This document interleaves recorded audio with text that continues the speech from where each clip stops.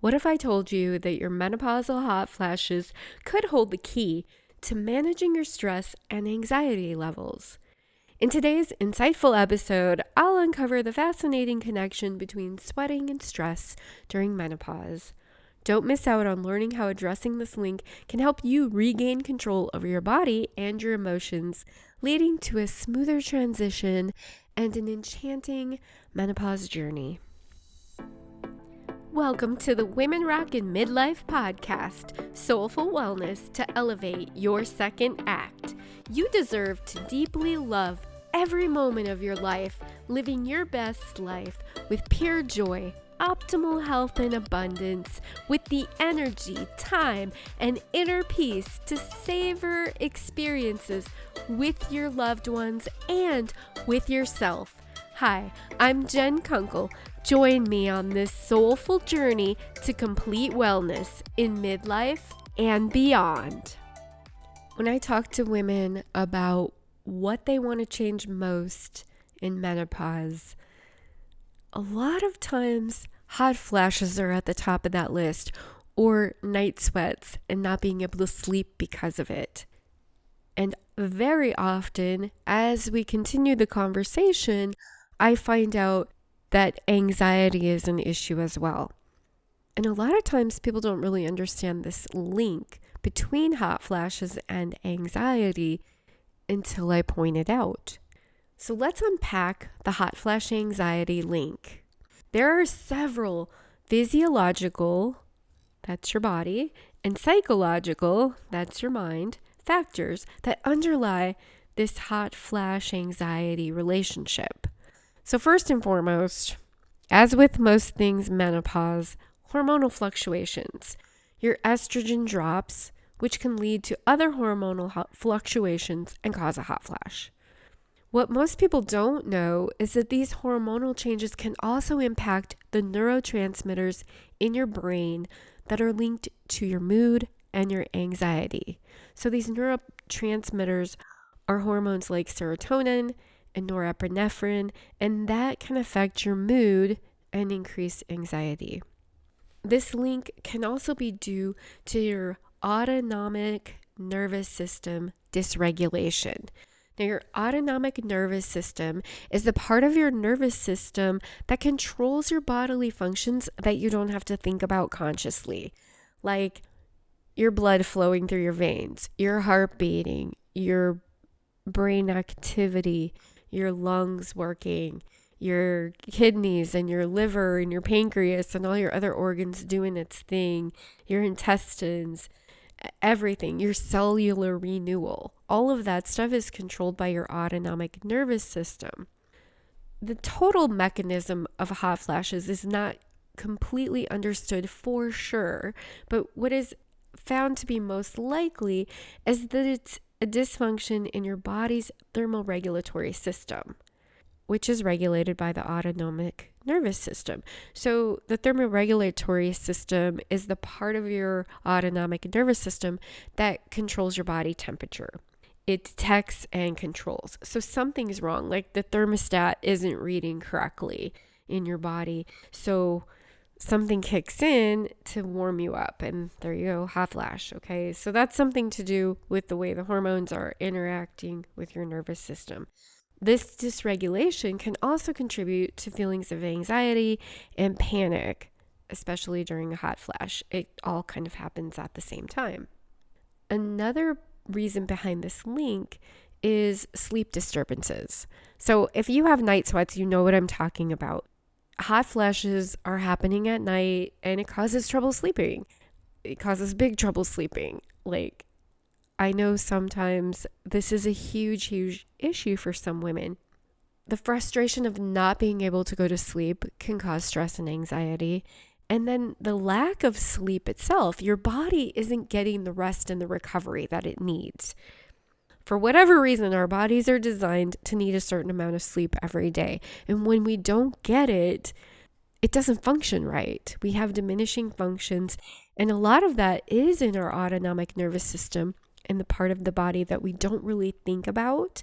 But it needs that rest and recovery in order to function properly and our brains to function properly.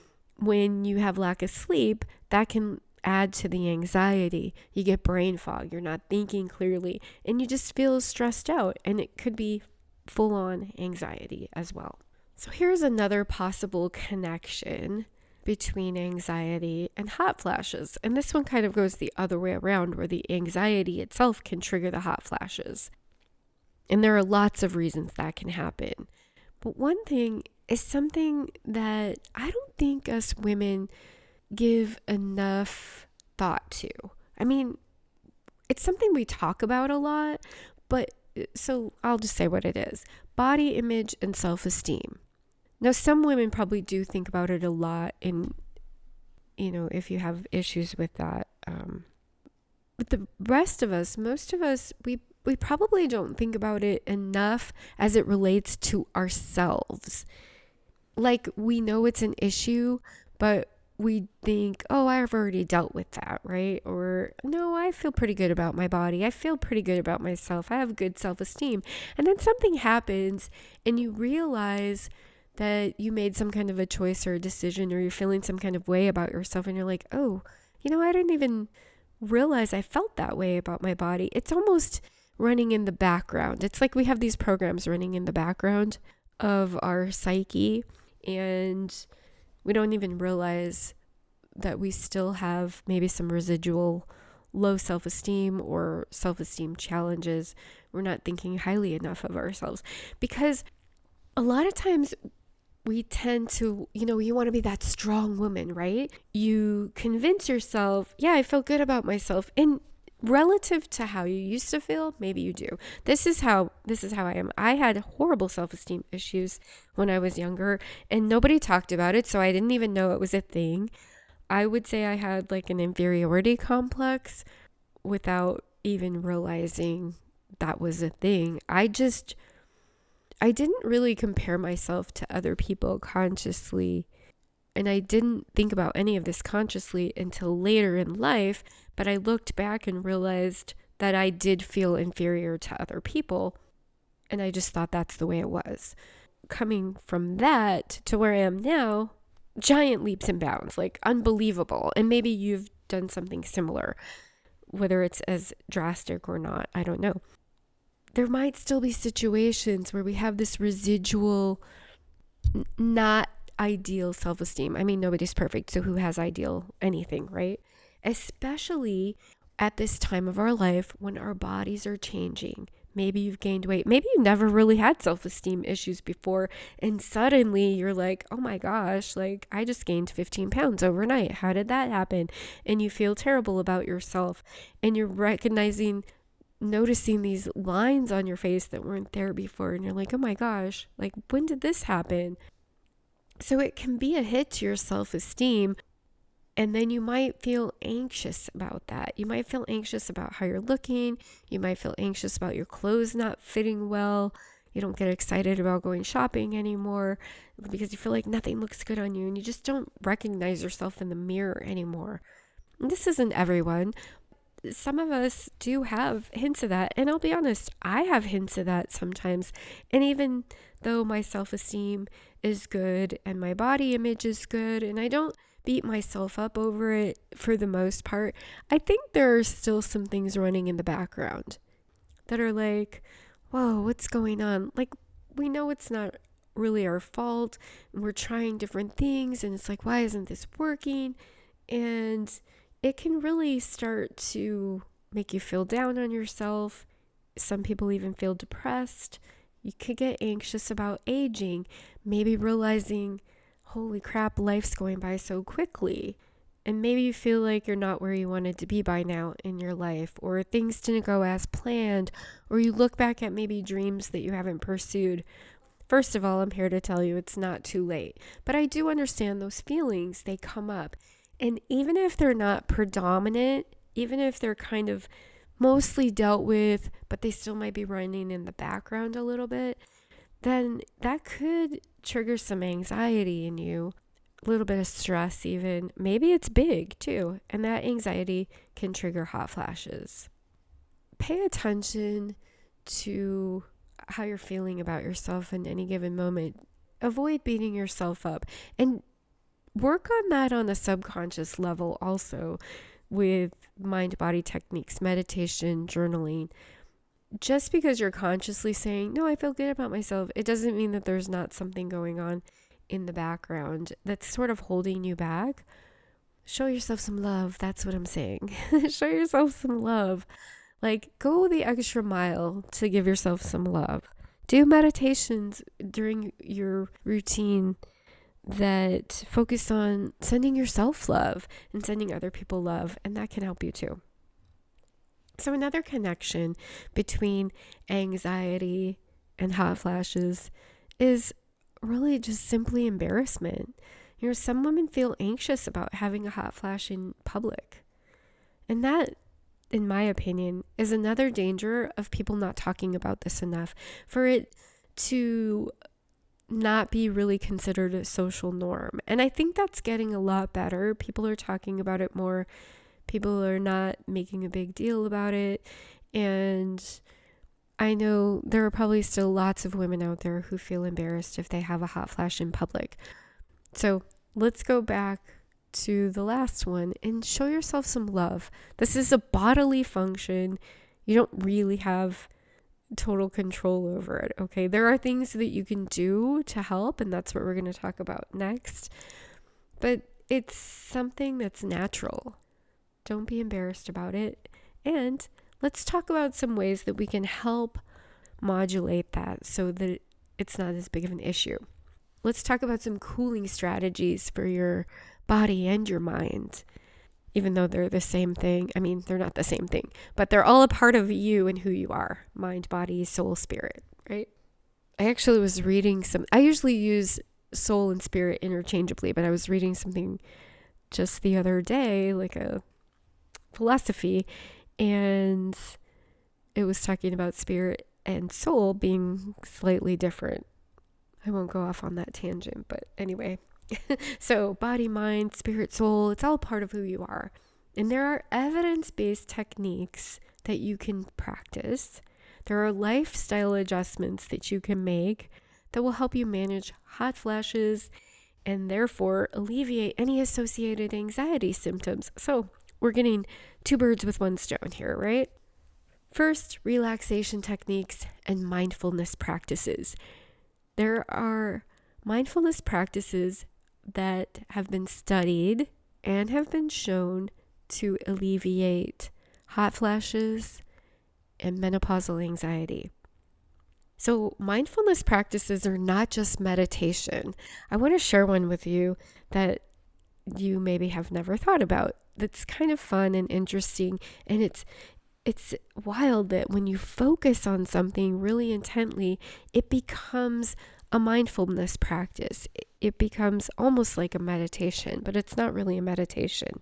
Focus on something around you, either something you want to look at, something you want to touch, or something that you want to listen to or smell. Focus on it very intently. All right, I'm going to use looking at it, but you can adapt this to any other sense you might be using. So look at the skin on your hand, or touch the skin on your hand, or smell your hand, whatever you want, whatever sense you want to focus on. You can even do multiple senses.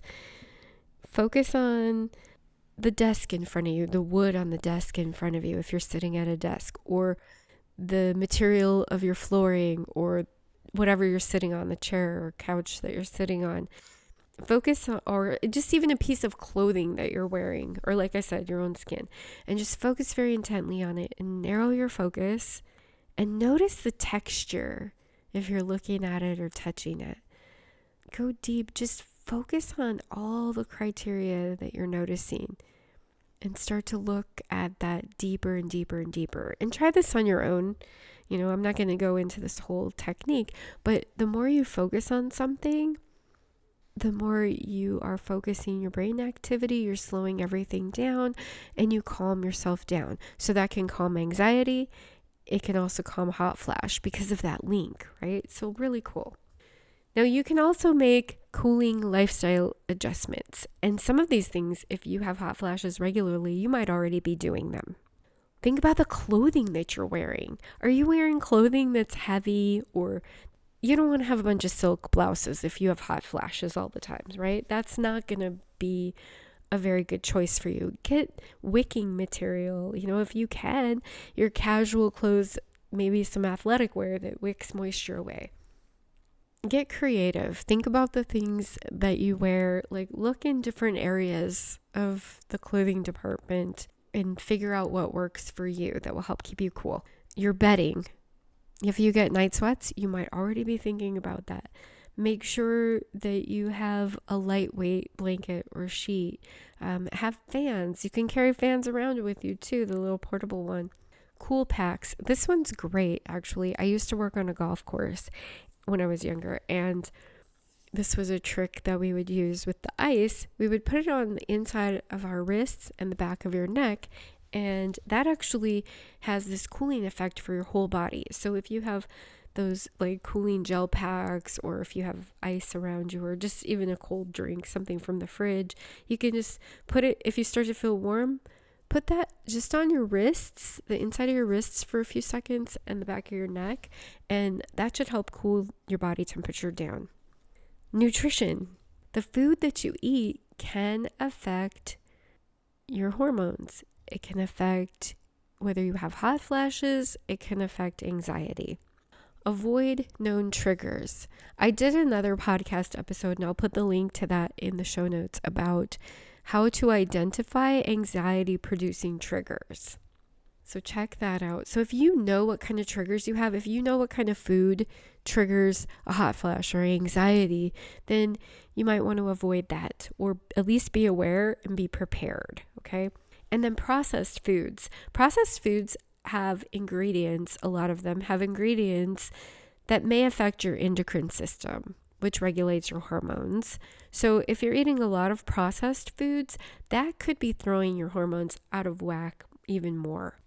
I've heard people talking about either going full plant-based, whole foods, and avoiding processed foods altogether, having a positive effect on the amount of hot flashes they have, like less hot flashes, less anxiety. So pay attention to what you are fueling your body with. And then mind-body techniques. I actually have a Calm the Fire audio activation, which is a natural method to cool hot flashes, and I'll let you know how to get that at the end. So mind-body techniques that's my jam. So we're going to talk a little bit more about that. What are some mind-body techniques that you can do on your own? Yoga. Yoga is a mind-body technique, okay?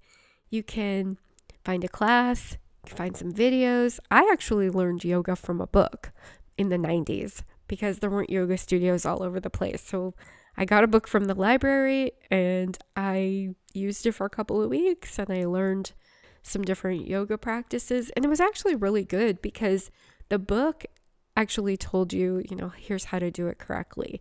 And that's how I learned. Anyway, another mind-body practice would be something like Tai Chi. I've checked out a couple of videos on YouTube on that. And, it looks like it's really simple, but it takes focus and it's very relaxing and soothing. Meditation, of course, and different kinds of breath work, breathing practices. These will all help in modulating the body's response to hot flashes and help you mitigate menopausal anxiety. So incorporate holistic approaches into your daily routines, and this will help you promote emotional resilience and well-being during the menopausal transition and for the rest of your life. What I recommend is having a morning routine and a bedtime routine. Now, your morning routine could be as simple as 5 minutes of gratitude, maybe a little bit of journaling, whatever you can fit in. If you don't have any extra time, do your 5 minutes of gratitude while you're taking a shower. Visualization. Send yourself love, right? What we talked about before. And then have a bedtime routine And the better your bedtime routine is, the better you will sleep. This is going to help you with sleep. I did another podcast episode on sleep, so I will also include that link in the show notes so you can listen to the whole thing. The short version is no screens for like 30 to 60 minutes before. So don't watch TV. Don't go to sleep watching TV. I do sometimes read on a device with Kindle. So I do sometimes go to sleep with that screen. I wear blue blockers, and the blue blockers glasses, which stops the screen glare from making your brain think it's like the middle of the day, because if you don't use them, that's what it does. When you look at a screen, your body thinks, your brain is being told by the way the light is that it's like lunchtime instead of time to go to bed. So blue blockers can help with that. So I wear those. And then I do read on the Kindle, but then sometimes I'll end with journaling in like a hard copy notebook. That might be anywhere from 10 to 20 minutes. 30 minutes is ideal to have no screen time. So maybe you do some meditation. It's all very flexible, right? These are ideals that I'm talking about here, but you can use some flexibility so that it works in your real life, because doing something is way better than doing nothing. So I'm not recommending your ideal morning routine is 5 minutes in the shower, but if that's all you can find time for right now, then at least do that, and then add to it as you realize that, hey, this is helping me.